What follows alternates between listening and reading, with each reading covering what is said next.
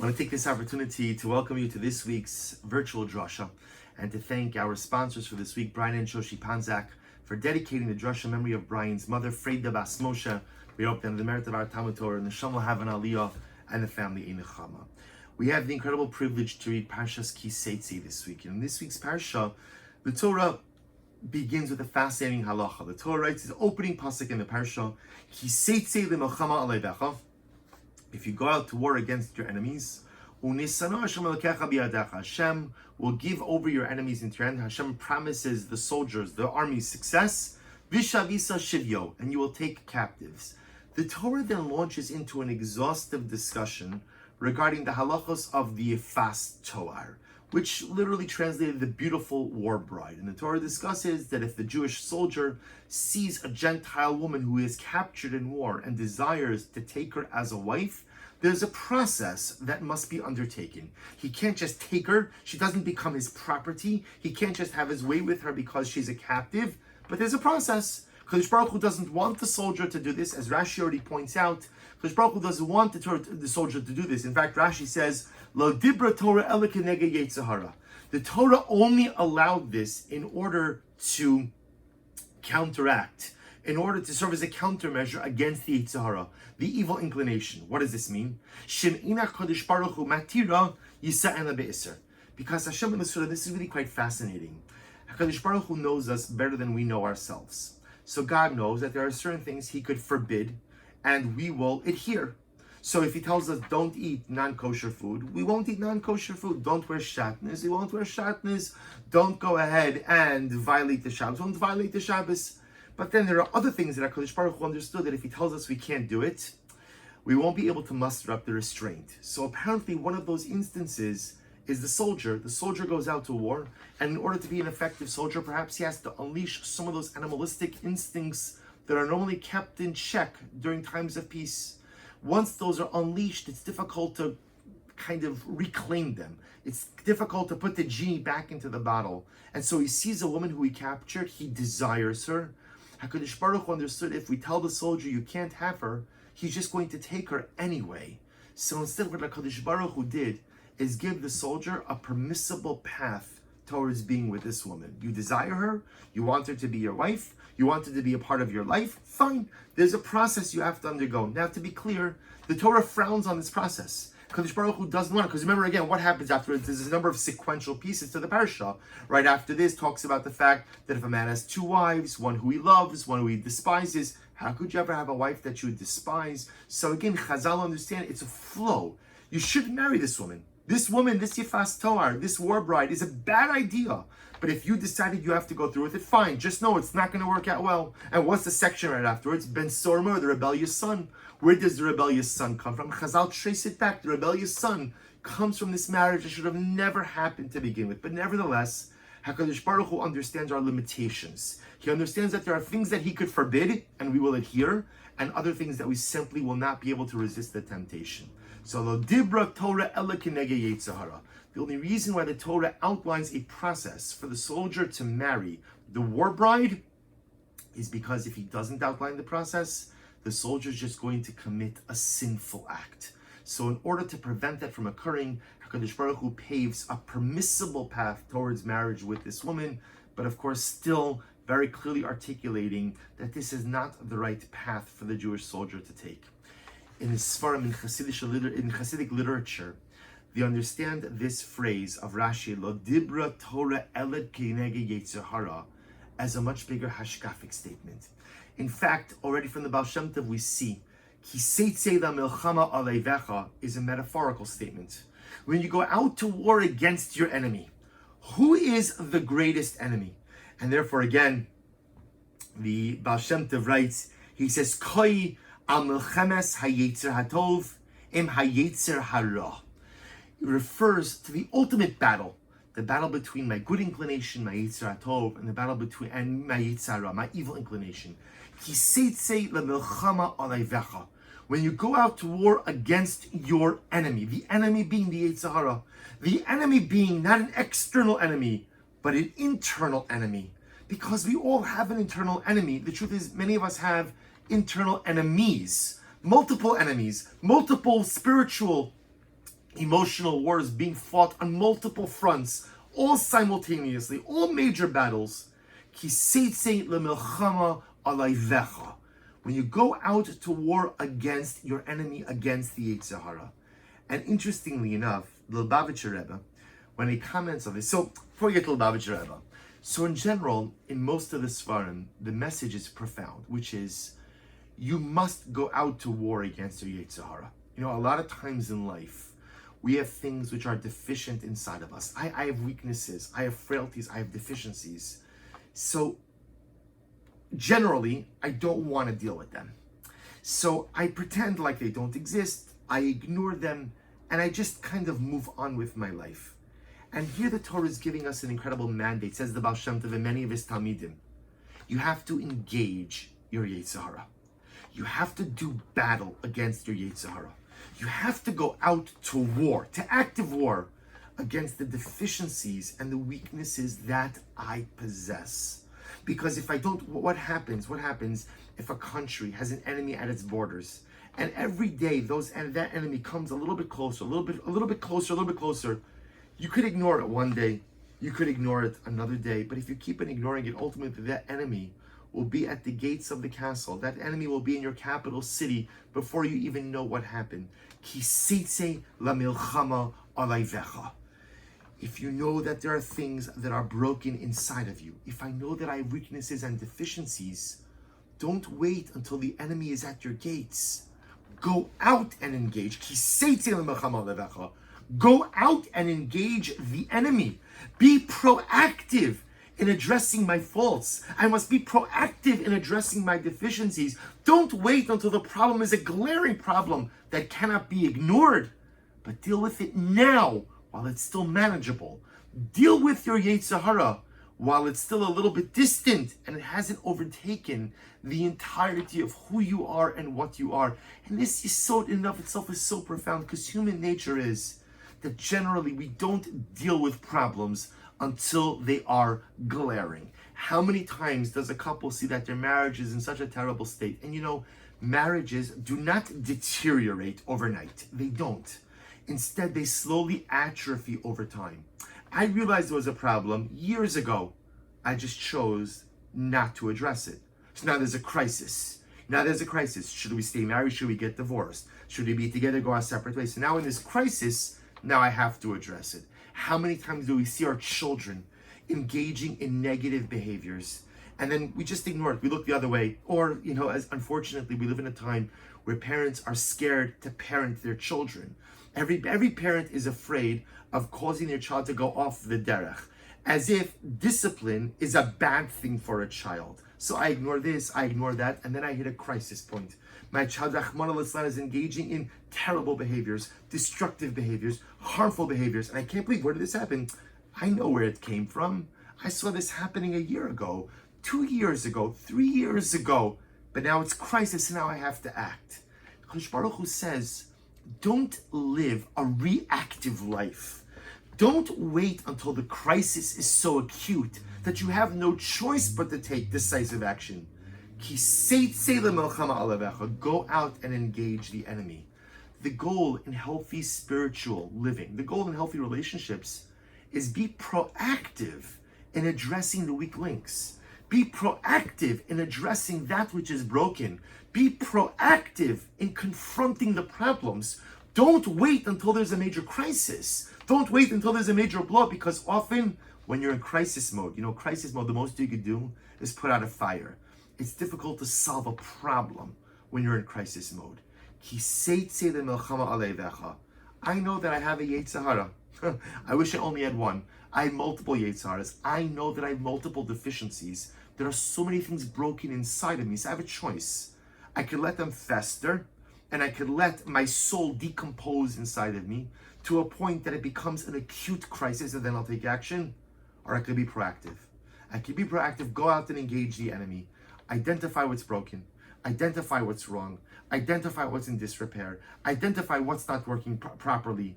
Go out and engage and fix. But the Lubavitcher Rebbe Zecher Tzadik Livracha makes a startling observation. And he says, Rashi has another comment here. And Rashi says, B'milchemes rishus hakosav medaber. Interesting. Rashi says there are two types of wars. There's what's called the Milchemes Mitzvah, which is an obligatory war, and the Milchemes Rishus, which is an optional war.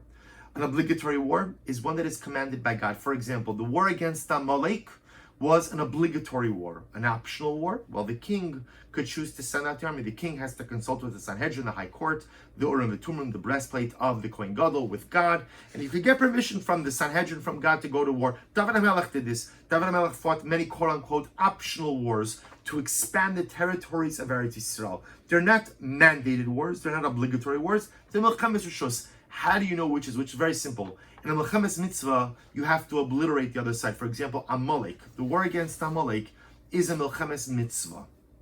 And therefore you have to wipe out the nation of Amalek in its entirety.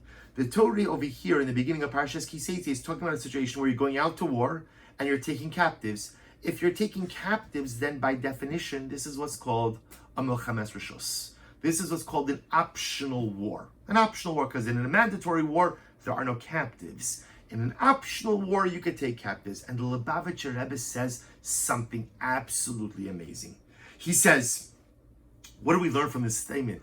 The Milchemes Rishus HaKos Medaber, with an optional war the Torah is discussing. So the Rebbe wants to understand this phrase through the prism of Ki Teitzei Milchama Aleivecha, representing the war against the evil inclination. So the Rebbe says something amazing. He says the war against the evil inclination, the war against the Yetzer Hara, is not a Milchemes Mitzvah. It's not an obligatory war. It's a Milchemes Rishus. It's an optional war. You'll say, what? Craziness. Of course it's a Milchemes Mitzvah, it's an obligatory war to do battle against your Yetzer Hara, to do battle against your lust, your desires, your weaknesses, your deficiencies. That's a mitzvah. That's obligatory. The Rebbe says, no. Rashi says it, going to war against your enemy, going to war against your internal enemy, going to war against my oyev, my Yetzer Hara, that's a Milchemes Rishus. It's an optional war. What's the pshat? So the Rebbe says something amazing, and I'll quote you. He says, "Sheyesh beis ofanim beber v'achnos Yetzer Hara." The Rebbe says, because in reality, there are two different ways in which a person could vanquish their Yetzer Hara. Aleph, b'derech milchama, war, and beis, b'derech menucha, in a quiet way, in a tranquil way. What does this mean? So the Rebbe goes on, he explains something incredibly beautiful. He explains that you could go ahead and vanquish your Yetzer Hara through direct conflict. I could decide, you know what? I've identified what's broken inside of me. I've identified what is deficient. I've identified everything that is just not good. That's broken inside of me. And I've made the conscious decision, now that I've identified, I'm going to war. I'm going to battle. I'm going to confront these things that are not good festering inside of me. I'm going to purge myself of these things. I'm going to war. But says the Lubavitcher Rebbe, sometimes it's too difficult for me to go ahead and engage my negativity. You know, I may have things inside of me that are broken, and they're broken for a variety of different reasons. Sometimes they're broken because I broke them. Sometimes there are broken things inside of me because other people broke them. And then sometimes in life, it's too painful for me to directly interact and to acknowledge that which is broken and deficient inside of me. Sometimes there are things that are broken, and it's very complex as to why they're broken, as to how they're broken, or into which the ways that brokenness manifests itself. And sometimes if you force me to confront that which is broken and deficient inside of me, I'm going to say, no, I can't do it. It's too painful. It's simply too painful, and I'll back off. I'll go the other way. I'd rather live with mediocrity than have to go ahead and confront the pain, the trauma, the brokenness that is inside of me. And the Rebbe says it's okay, because sometimes I'm not ready to confront the enemy within. Sometimes I'm not ready to confront the brokenness inside of me. So how do you combat? How do you become a better person? And the Rebbe here says something incredible. He says, sometimes you could just bombard yourself with positivity. Overwhelm yourself and overwhelm your life with good and positivity. So what the Rebbe says is that sometimes if you build yourself up in a positive way, that gives you the strength to then confront your inner demons. Essentially, the Lubavitcher explains there are two different kinds of people. There are some people that have no problem with frontal conflict, direct war. I know my demons, I know what's broken, I know what's deficient, and I am ready to do battle. And there are some people who just can't do that for a variety of different reasons. So they need a bit of a circuitous route in order to confront the enemy within. First, build yourself up with positivity. Engage in good things. Learn more Torah. Daven with more kavanah. Do more chesed. Engage in more mitzvos. Be better in your ben adam l'chaveiro. Be better in your ben adam l'makom. Build yourself up with positivity. Build your self-esteem. Build a healthy sense of self. Give yourself value. Remind yourself that you are a good person despite all of your deficiencies. And then when you build yourself up enough, then you'll find the courage to confront your demons. Then you'll find the courage to wage battle against the enemy within. See, the goal is the same, says the Rebbe. The goal is, at some point in time, confrontation is a necessity. You know, there are some people who are conflict averse, and being conflict averse is very good. It's an excellent midah. It's the midah of Aaron HaKohen. But no matter how conflict averse you are, at a certain point in time, at least personalistic confrontation is necessary. You can avoid conflict with other people. That's definitely possible. Tava alecha bracha. If you figure that out, please let me know. But you can never avoid conflict with yourself. At a certain point in time, you have to enter in, you have to introspect, you have to enter inside of yourself. You have to go to battle against your enemies. It's a necessity in life. Because if you don't, you stagnate. If you don't, you remain mediocre. If you don't, you just remain rooted in place. So everyone has to go to battle at some point in time with my enemies within. Where at some point in time, I must confront what is broken, I must confront what is deficient, and I must figure out a way to fix it.